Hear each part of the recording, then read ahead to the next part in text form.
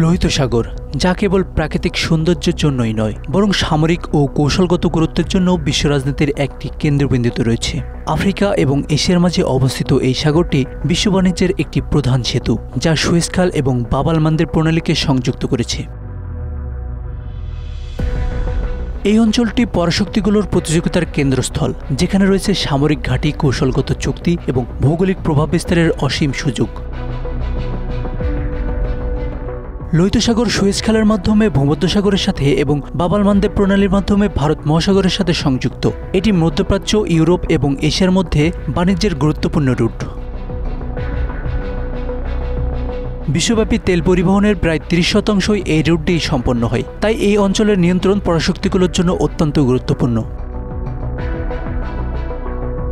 লোহিত সাগরের তীরে অবস্থিত জিবুতি আজ বিশ্বের অন্যতম সামরিক ঘাঁটির কেন্দ্র। এখানে যুক্তরাষ্ট্র, চীন, ফ্রান্স এবং জাপানের সামরিক ঘাঁটি রয়েছে।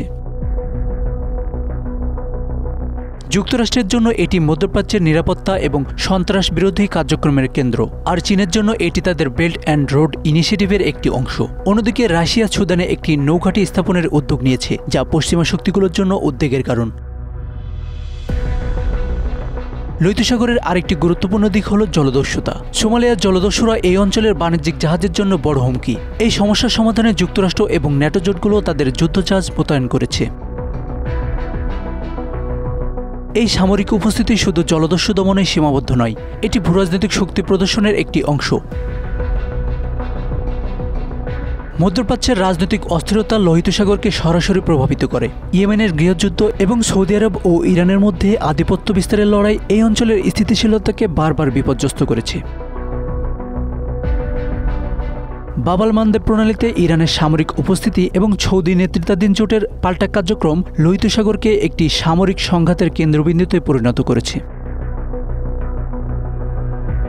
চীন তাদের মেরিটাইম সিল্ক রোড প্রকল্পের মাধ্যমে লোহিত সাগরে তাদের উপস্থিতি সুসংহত করেছে।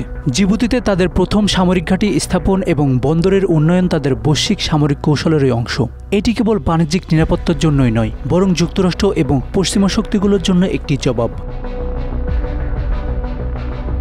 লোহিত সাগর পরাশক্তিগুলোর প্রতিযোগিতার মঞ্চ হিসেবে আরও গুরুত্বপূর্ণ হয়ে উঠছে।